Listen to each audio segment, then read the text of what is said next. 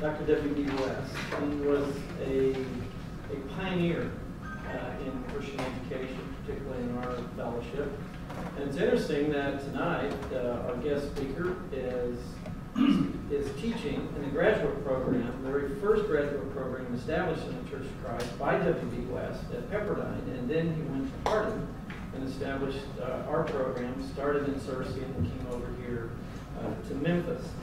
He passed away in March the 9th of 1994, and he and his wife Velma, who passed away in 81, is buried in the Memphis Memorial Park right down here on Poplar Avenue.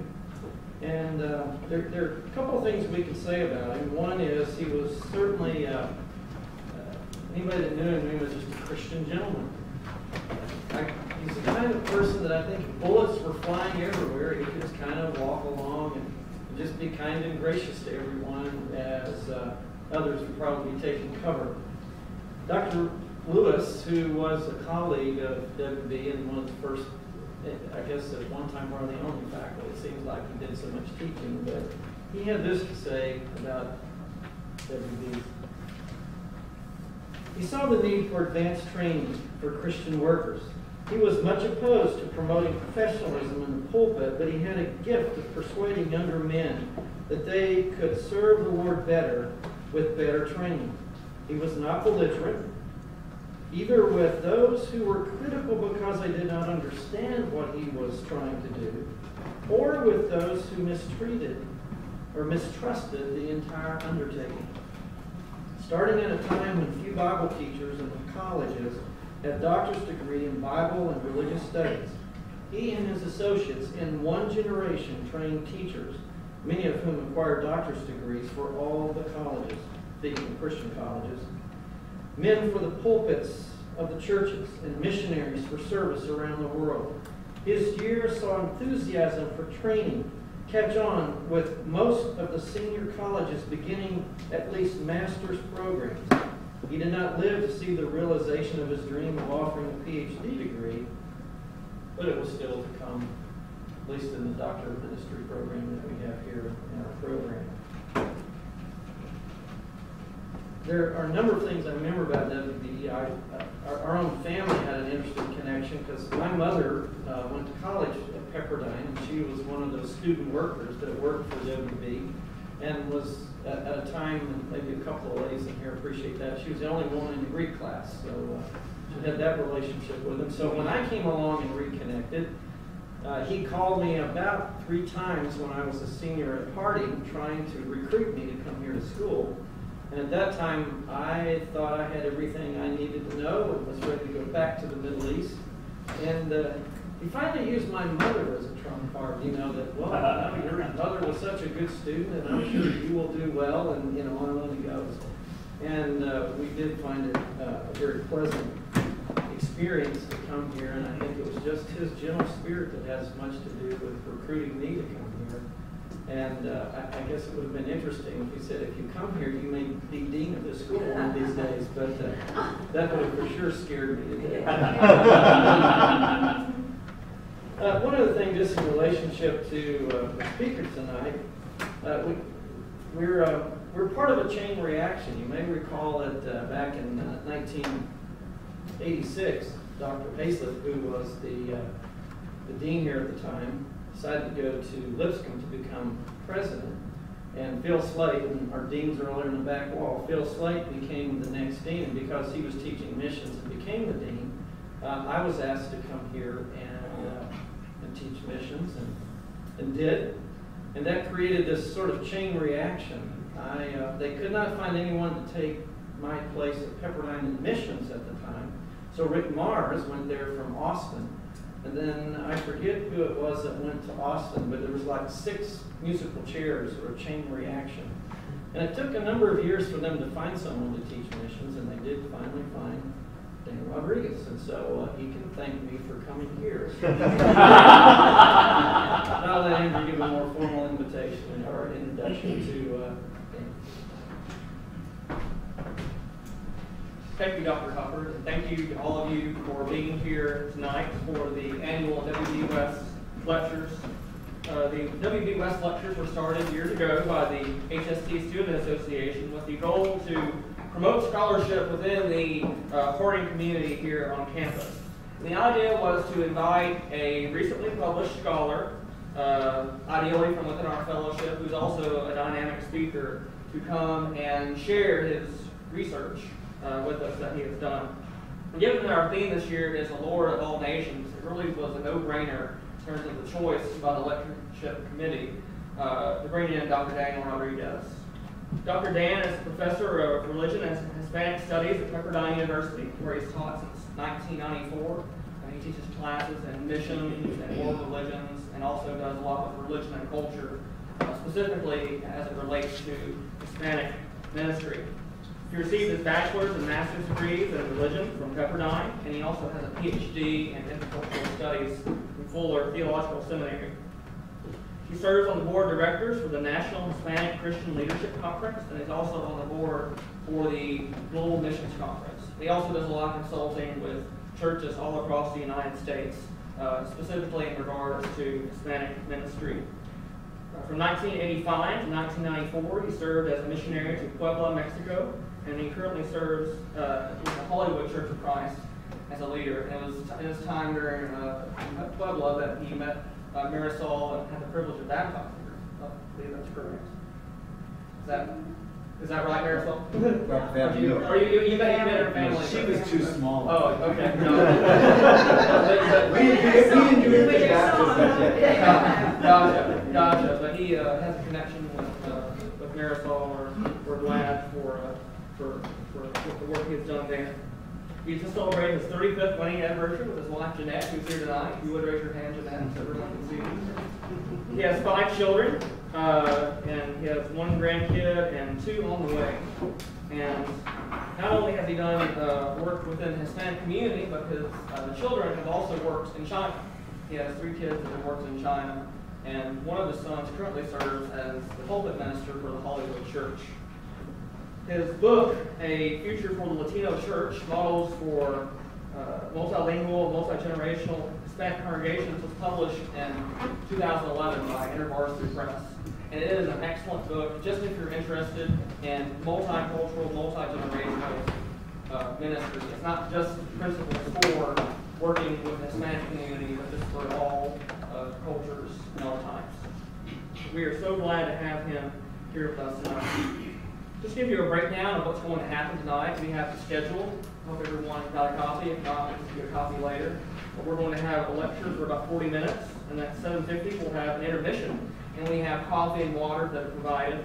And then at 8 we'll come back for our second lecture, and then we'll have another brief break just to use the restroom, and then we'll come back for question and answer session. And I will moderate that. We have some cards that we'll be giving out at the beginning of the second lecture. If you have any questions or anything you'd like to write down, feel free to do so, and we'll moderate it in that manner. Without any further ado, Dr. Dan.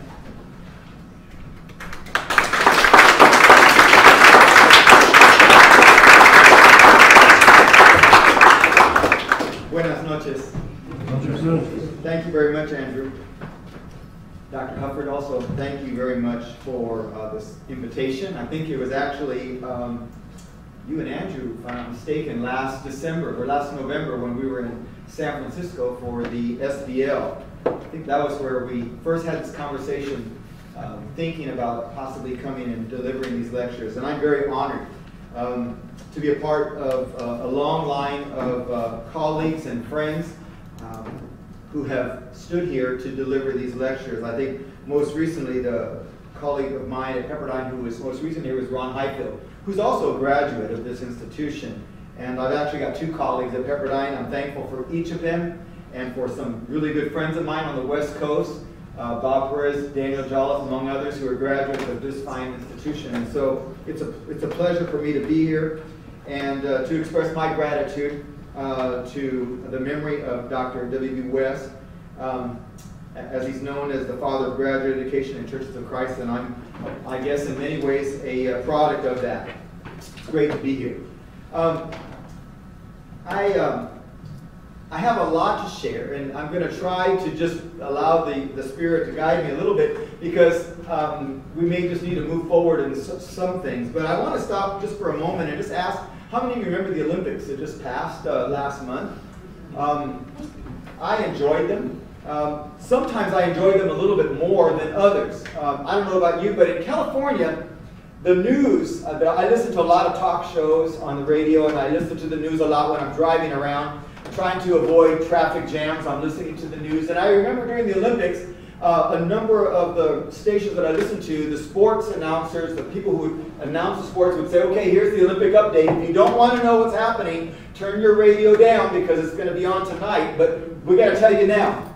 You know, the women's gymnastics team just won, you know, the team championship. And then I'd go that night and turn on the TV, and the rest of the family was, I wonder how we're going to do. Are we going to be able to beat, I think it was the East Germans, or who, not the East Germans, you know, whoever it was.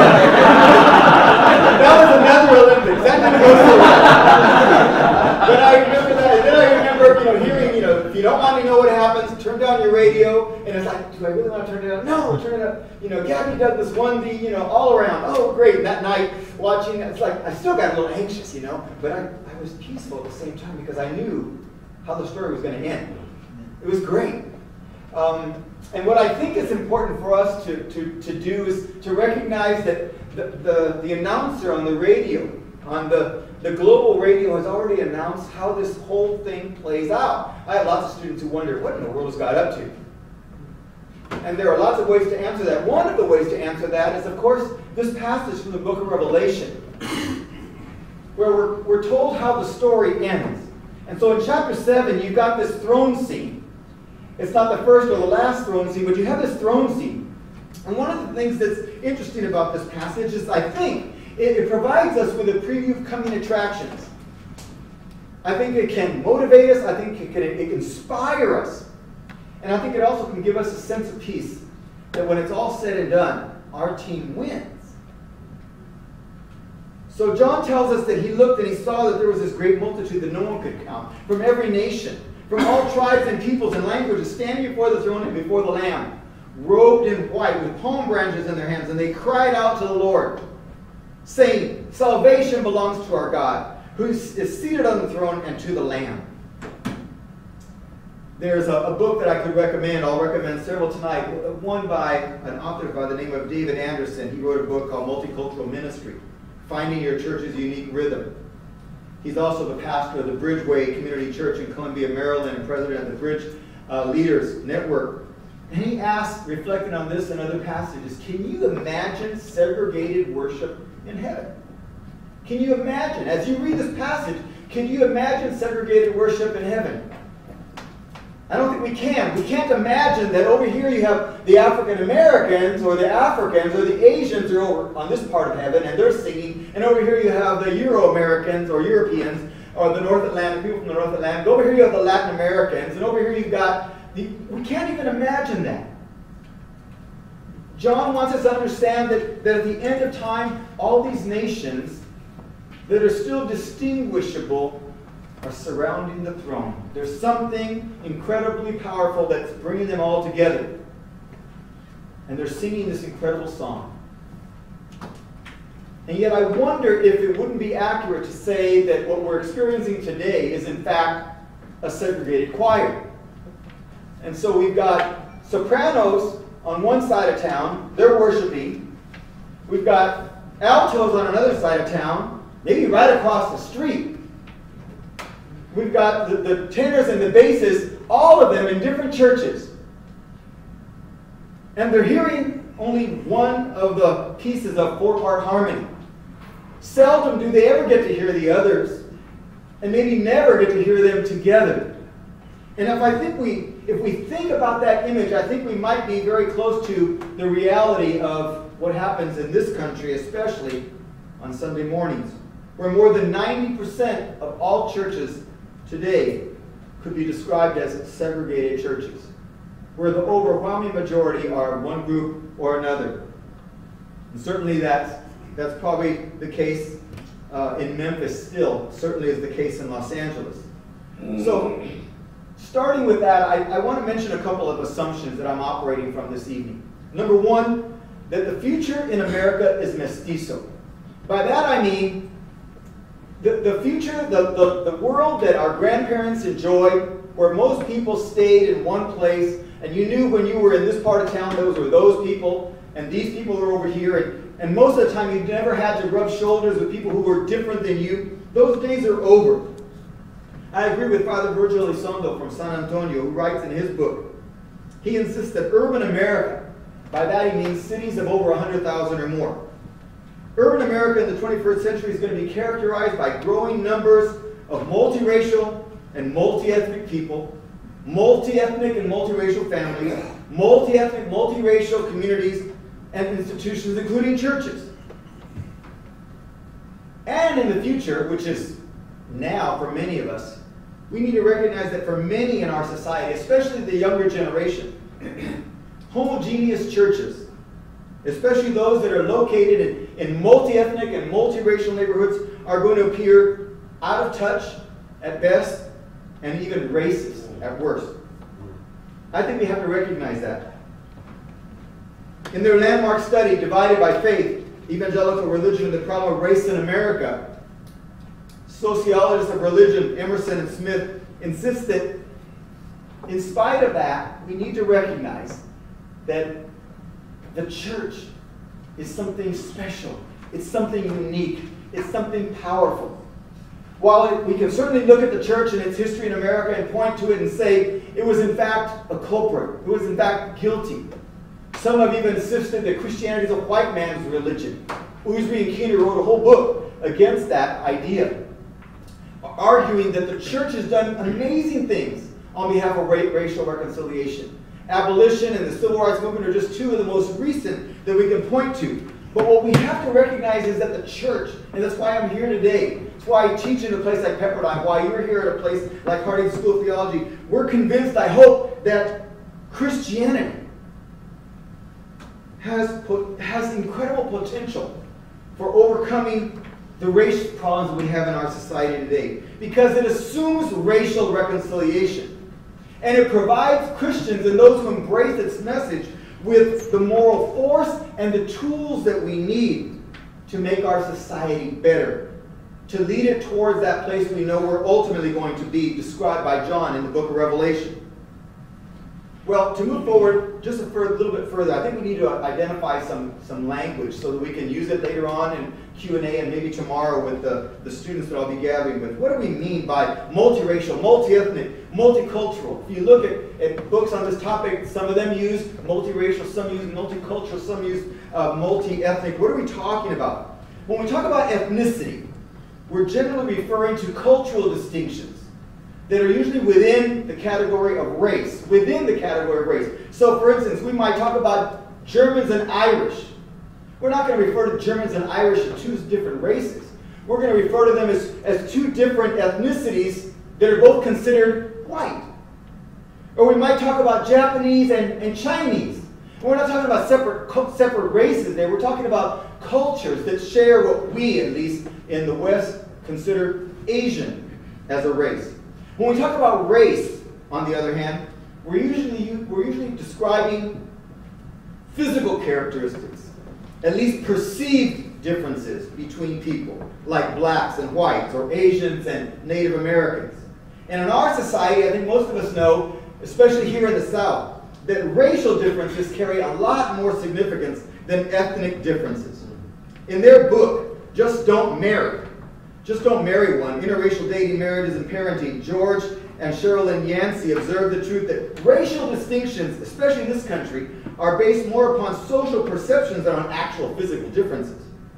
That is, race is a social construct. They insist that the power of this perception is what creates the social conditions that have established the racial conflict we see in our society. I could have used a lot of negative examples, but I'll use one that maybe is more positive. For instance, you could finish this, or fill in the blanks. My students wish I had more quizzes that were fill in the blanks. You know, X people, identified by certain physical characteristics, are good in math and sciences. X people, characterized by certain physical characteristics, racial characteristics, are good at math and science. What group am I talking about? Mexicans, somebody said? Asians, okay? Especially coming from China. And I don't know about here in Tennessee, but at the University of California, one of the campuses, UCI, you know, one of the nicknames for that campus is the University of Chinese Immigrants, because the vast majority of the students at UCI, especially in the medical field, science, and engineering field, are almost all Asian. Again, so you have these stereotypical, you know, social perceptions that are associated with physical characteristics, which is something that's more characteristic of race when we speak about it. When we talk about multicultural, we're talking about maybe racial and ethnic differences, but for multicultural, we're usually talking about something even broader than that. We're talking about things that include dimensions such as gender and age, even sexual preferences, or regional differences. So we might talk about boomers and millennials coming together in the same church, and that might be described as a multicultural experience. Or even a greater experiment might be West Coast culture and Southern culture. Now there you can see that it doesn't really matter the racial difference there, it's the regional differences. So when we talk about multicultural, a multicultural church, we could walk into a church that's theoretically multicultural, and they're all Hispanic. And you might say, oh, come to my multicultural church, and you walk into this Hispanic church, you go, I thought you said it was multicultural. They're all Latinos.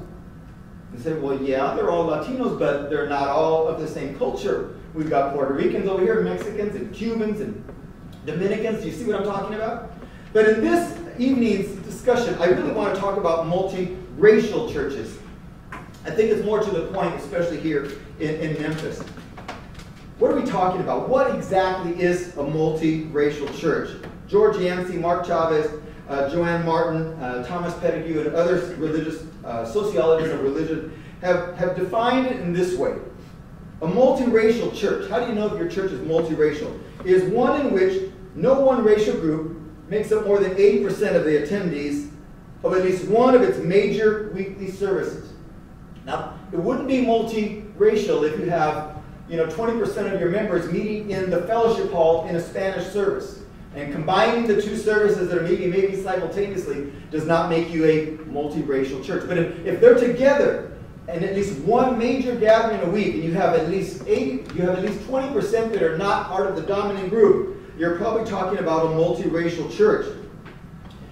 For many of these sociologists, it's this 20% that's critical, because they say under 20%, what often happens with racial minority groups is they end up becoming clustered. They tend to cluster among themselves and live in little groups within the larger group. But once they reach that 20% threshold, something happens. That's a critical mass. And they begin, that number allows minorities to be filtered throughout the entire congregation. Now, when we think about multiracial churches as these churches that have at least 20% that are non-dominant group, it's interesting to know that that really only represents about 8% of all churches in the United States. Only 8%, using this definition, are considered multiracial. Well, you wonder, well, why? Well, first of all, there's resistance to it. You might imagine that there's resistance to multiracial churches. It comes from a number of places, some places that don't surprise us. It's not surprising that racial purists, by the way, it's not only whites that are racial purists. There are African Americans who are racial purists. There are Asians who are racial purists. There are Latin Americans who are racial purists. There are people, I don't want, it's not just someone who writes the book and says, just don't marry one, and you're thinking, well, just don't bring, the old movie, Guess Who's Coming to Dinner, and the girl brings the black boyfriend home. Well, other groups feel the same way. I know some Korean Americans, and one young woman, she's single in her mid-30s now and just wants to be married so badly, but the number of Korean Christian men, members of the Churches of Christ, with professional degrees is a very small number. And yet, I remember asking her, well, what about, oh, I couldn't bring someone home who wasn't a Korean. So there's resistance, there's racial purists. Of course there are xenophobes who are just afraid of anybody who's not like them. And we're not going to really address their concerns because there are some more valid concerns. Concerns from cultural pluralists and from racial and ethnic minorities themselves. A cultural pluralist would say, wait a minute, by having multiracial churches, multi-ethnic churches, what's ultimately going to happen is that the minority cultures are going to be weakened and ultimately disappear. And we're not going to have this great, diversity that we're enjoying now. Pretty much everybody's going to be the same. If they're not white, they'll be acting white, is the fear.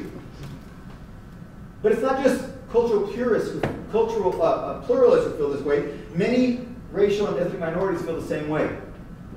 They're afraid in what's called these multiracial churches, what's ultimately going to happen to make them work is they'll only work if we go in and act like the dominant group. So if it's a predominantly African American church that's reached out to a Hispanic community, like one that I'm familiar with in Detroit, it's great as long as the Latinos who come in act black.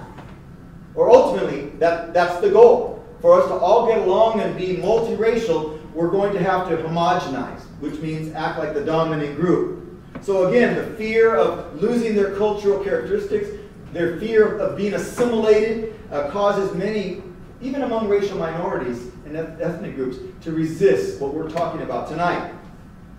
Also, you just have the church growth advocates who would say everything seems to suggest that if you want people to come to Christ, eliminate as many barriers to Christ as possible. For instance, if we're in India, if you're asking someone from this caste to become a Christian, but to become a Christian they've got to worship with people from a different caste, especially a lower caste, you're probably putting up a barrier to Christ that really, it'd be better if you could just have a church for every caste. And so if you really want to reach the African American community, many of those members who fear the dominant group or feel like they have been discriminated against the dominant group, they're not going to feel as comfortable in a multiracial church. They'd be much happier in an all-black church or an all-Latino church or an all-Asian church. And of course, there's great research to back the fact that the fewer barriers we have to cross to get to Christ, the better. But we also have seen some other things happening recently. The truth of the matter is, we know in the United States, multiracial churches are growing. In fact, the study that was conducted by Yancey and others in the 10 years ago, they found when they were studying all these multiracial churches, that 61% of multiracial churches were growing.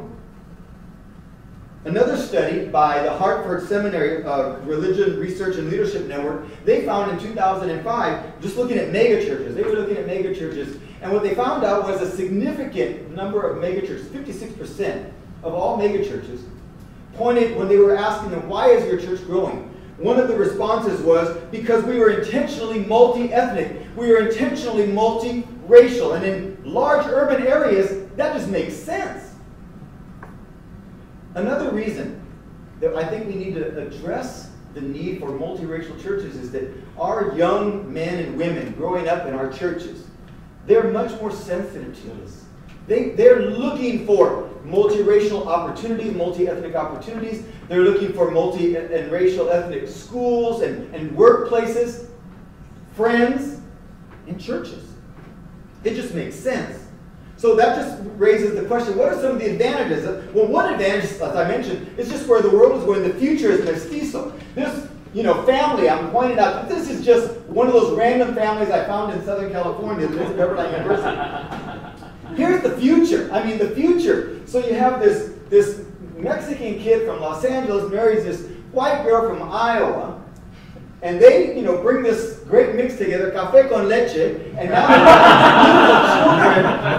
they got these beautiful children, and then one of those children decides to go off and marry a Chinese girl, and now they've got a grandson and another child on the way, a Chino Poblano, we could call him, and then another son decides to go online at eHarmony, and he finds this beautiful girl from Missoula, Montana, and we're looking at our two single daughters, and we're going, well, what's next? A Native American, African American, we got to do something so that our family just kind of keeps working in this direction.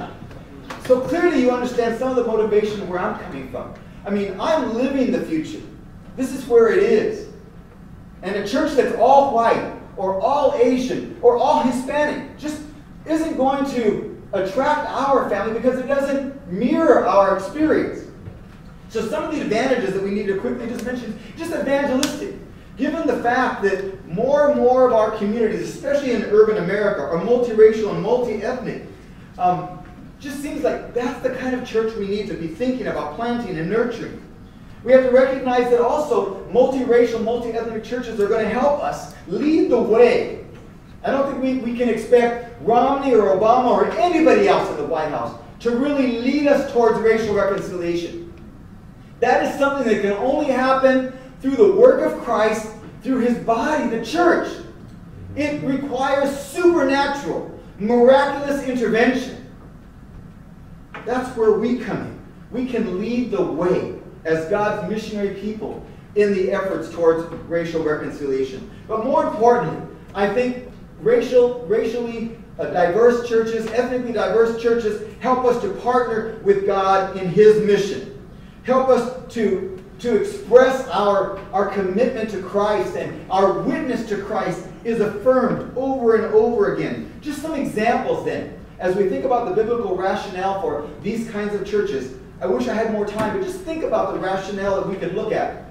I mean, God provided for the nations over and over again. This could be a whole lecture in itself. You know, the call of Abraham. Abraham was the father of the nations. He was going to be blessed by God to be a blessing to all the nations and all the families of the earth. Israel was chosen by God to be a priesthood, a holy nation and a holy priesthood. Later on, after the captivity in the Second Temple period, they understand that our problem was we were meant to be a light to the Gentiles, a light to the world. When Solomon is dedicating the temple, it's very important, he notes, for God to recognize that when people come and pray in this place in 2 Chronicles in chapter 6, 32 and 33, when the foreigner comes and prays either in this place or even towards this place, he says, God, please listen and answer their prayers so that they will know that the God of Israel is God indeed. And of course you have just so many examples we could draw from. The example of Jesus when he stops to commend the centurion who expresses this incredible faith that God through Christ could heal his servant. Jesus turns around after saying, I have not found such incredible faith anywhere in Israel except with this Gentile. And when he sees the look on people's faces like, what? He says, oh, you think that's something? He says, well, there's going to be a day when people are going to come from east and west and north and south, that is from the nations, to find their way at the table with Abraham, Isaac, and Jacob. And you're going to be out. Jesus could see this global experience that we're seeing there in Revelation chapter 7. This end-time vision of his. But there are some others that we can look at more clearly. There, when Paul, or whoever's writing in Paul's name in the book of Ephesians, in the letter to the Ephesians, one of the critical things that is important in that letter to understand the purpose of the letter, you've got this Gentile and Jewish community in Ephesus, or somewhere in Asia Minor. And they're trying to make sense out of what God is doing. And one of the things that the writer wants them to understand is that there's a mystery that's finally been revealed through Christ. And the church is expressing that mystery. They're not only proclaiming it, but their presence is proclaiming it. They are a reconciled people. That in Christ, God has taken two races, because that's the world that the Jews understood. There were Jews and everybody else. The Goyim, the others. But God has now brought all these two races together, and in them he's made one new race, a third race. But what we're reminded over and over again is we're reminded that he's made both groups into one new humanity, one body through the cross. We're reminded that he came and proclaimed peace. We're reminded that Jesus Christ himself is the cornerstone. Paul wants us to remember something very important as we discuss tonight racially diverse and ethnically diverse churches. And that is that this isn't the work of human beings. We can partner with God, but ultimately requires God. God has to intervene. This is something that God has done through his Son, through his Son's life, through his Son's cross, through his Son's preaching, and now through his Son being the cornerstone of this great new organism called the church. I mean, Jesus' prayer also seems to suggest that God, through Christ, was reminding us of something else once again. He's praying for their unity, our unity, in the last part of that prayer in John chapter 17. And he says, so that the world may believe that you sent me. That's why I want them to be one, ultimately completely united, so that the world may know that you sent me and have loved me, even as you love them, even as you love me. He reminds them again, through his prayer, Jesus is teaching through example that complete and divine unity among followers of Christ is only possible by the power of God. And so we must pray as well as work towards it. Another example, of course, I can't hardly speak anywhere and not mention the church in Antioch. Why is this church blessed by God? We're told that the hand of God was with this church. And the great number, 3 times we're told, great numbers of people were brought to the Lord by this church in Antioch.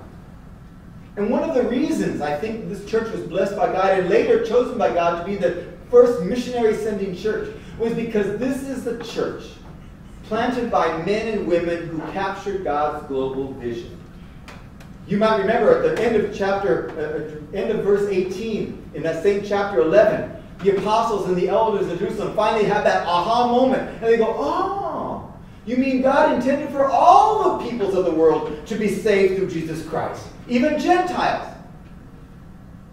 And here you have some men from Cyprus and Cyrene, Hellenistic Jews, bicultural, bilingual, Hellenistic Jews. They find themselves in Antioch, this 4th largest city in the area, in the region. And what they do is something unusual. They not only go to Jews as others are doing, but for the first time we're told, they begin to focus on Greeks as well. That is, on Gentiles. Maybe that's why God chose to bless this church. This church captured his vision for the nations. So he blessed them. It reminds us, I think, also of the potential that multiracial, multi-ethnic, bicultural, bilingual people are to the future of multi-generational, multiracial, multi-ethnic churches in the United States. When you think of people like Paul and Timothy and Saul, one of the things we fail to recognize is these were Hellenized Jews. They were bicultural and bilingual.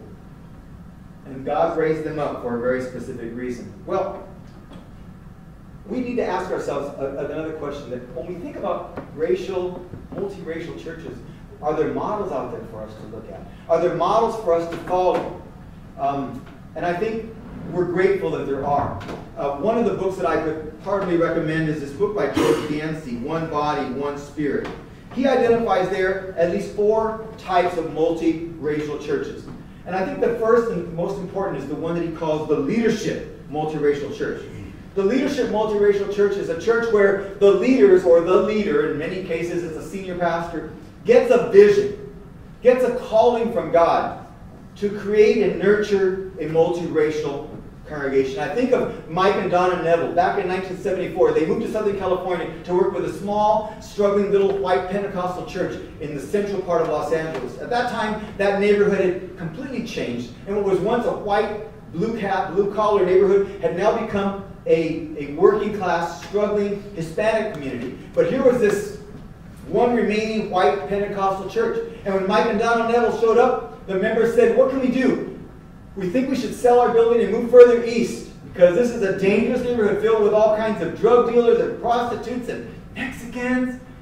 And so Mike and Donna Neville said, let's pray about it. And so they prayed about it. And according to Donna Neville, her husband got a call from God. And God said, no, Mike, I don't want you to leave this neighborhood. So he stood up on one Sunday morning, fateful Sunday morning in 1974, and he said to that church, they said, so, are we moving? You've been praying and fasting about it? He said, no. God spoke to me. He said he wants this church to be filled with Mexicans. He wants to be filled with gangsters. He wants to be filled with prostitutes and drug dealers. He does not want us to move. He wants us to change. Half the congregation got up and left. That congregation that started with about 35 members, the remaining 35 members in 1974, has planted over 600 churches across the United States, now known as Praise Chapel Christian Fellowship. The vast majority of the churches are of the Latinos, predominantly Latinos, but that church is still a multi-racial, multi-ethnic church, because that was the vision of the leader. And there are many, many churches like that we can look at. There's other kinds of churches that Yancey refers to as the evangelism multiracial churches. These are the churches, according to Yancey, that just because of the potential of evangelism that church has, they end up reaching whoever's there. They just happen to reach out to whoever they reach out to, and it turns out that the congregation becomes multiracial or multi-ethnic only because they're reaching everybody they possibly can. Then there are demographic multiracial churches. that church just happens because suddenly people moved out of the neighborhood, new people come in, and some of those people walk into the church. There's no intentionality about it. All of a sudden now African Americans or Asians or Hispanics or South Asians or other people are just walking in the building because they're looking for a local church.